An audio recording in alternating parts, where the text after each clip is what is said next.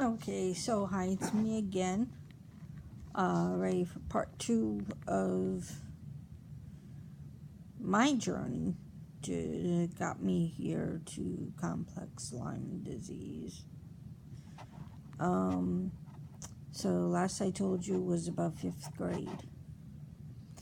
6th grade middle school was when we noticed that my heart beat a lot faster than everybody else.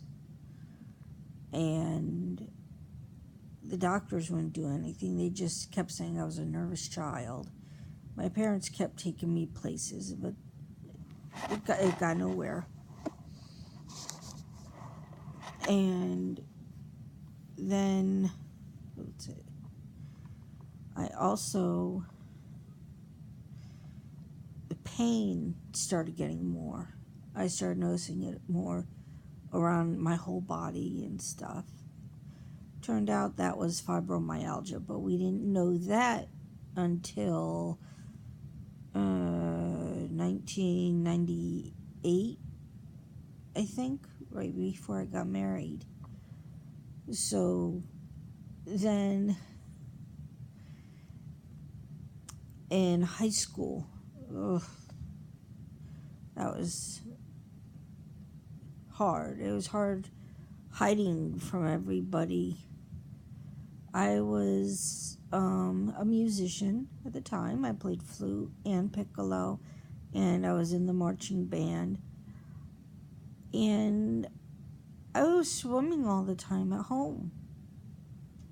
So I should have been in great shape, but I had so much pain. I had pain everywhere. It really hurt. Sometimes playing instruments, my fingers would lock up. At first, I thought it was normal. I thought everybody felt like this. It wasn't until later that I found out, no, you're not supposed to feel all that pain, especially at such a young age. So, was it about each year I missed a lot of school. The first 2 years was because of pineal cysts that had to be removed from my back, my low back, base of my spine. The last one they removed was so deep and they couldn't remove all of it because it wrapped things around the base of my spine. I still wonder to this day if there's something to that. I don't know. 11th grade. 11th grade was interesting. 11th grade, I had bronchitis and pneumonia a couple of times, both. And I also missed my period for 5 months.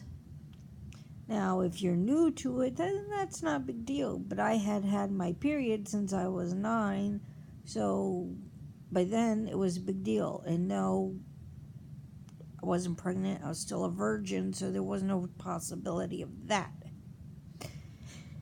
And again, doctors couldn't figure out what was wrong. They knew something was wrong, but they didn't know what. They didn't, looking back on it now, they didn't really do a full hormone check.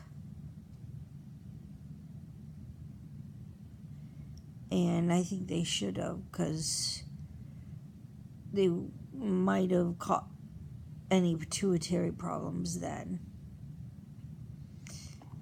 But again, they always just pushed me off as, oh, she doesn't want to go to school. I was fighting to stay in school. I was a good student. I enjoyed school, oddly enough. I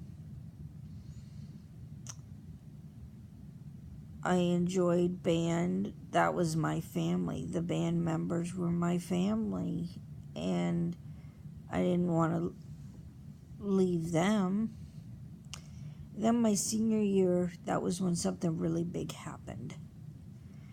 not only did my path to music expand greatly, but it was also diminished greatly because in January, the last day of January, I couldn't make it out of January. Every year, New Year's, I'd always make a resolution. This year I'm going to be healthy. This year I'm going to be healthy. Last freaking day of the year, of the month, I couldn't make it. I ended up with Bell's palsy, which is a virus that attacks seventh nerve. Anyway, it paralyzed my whole right side of my face, and for me, my tongue, which doesn't usually happen, but I've noticed a lot of people with Lyme, it does happen. The only thing I noticed beforehand, the day before, I had horrible headaches and my tongue hurt. I was going around sticking out my tongue asking people if it looked funny. They probably thought I looked funny. Then I was out for a month again because of that. Well, actually, I was out 3 weeks, I think. I got to go to Disneyland. Doctors told my parents, no stress. Just take her someplace stress-free and just make sure she does her facial exercises.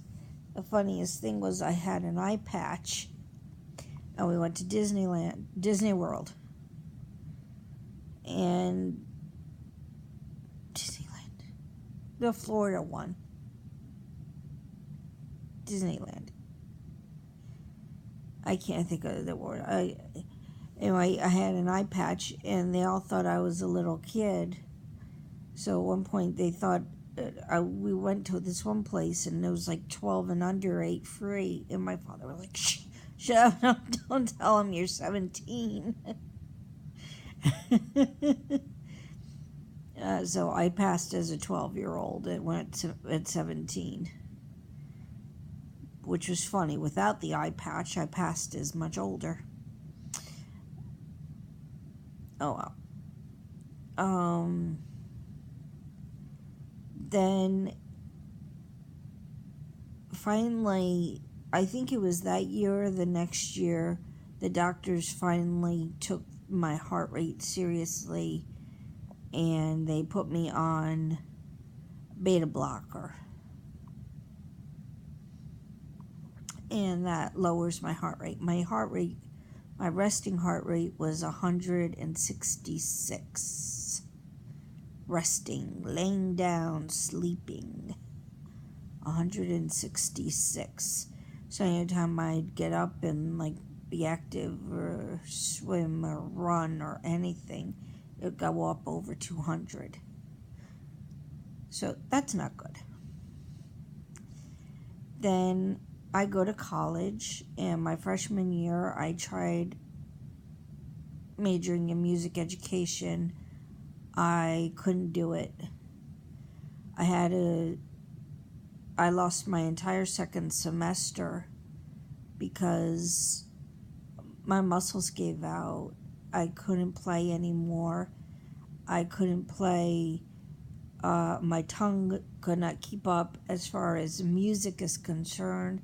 It couldn't move fast enough playing the music. My fingers couldn't move fast enough. And my muscles were just... I kept spraining them from overuse. Even though it was normal usage, it was almost like I was doing things 20 times more than what I was doing. And they actually had casts on my hands. And my best friend Barbara, at one point, she would have to cut my food for me if she was with me. Which Barbara. I will never forget that. That's a friend. Thank you. Okay. So I'm going to stop here because the next gets really interesting. So thank you very much. Bye. One more part left, which is the biggie, college life. Bye.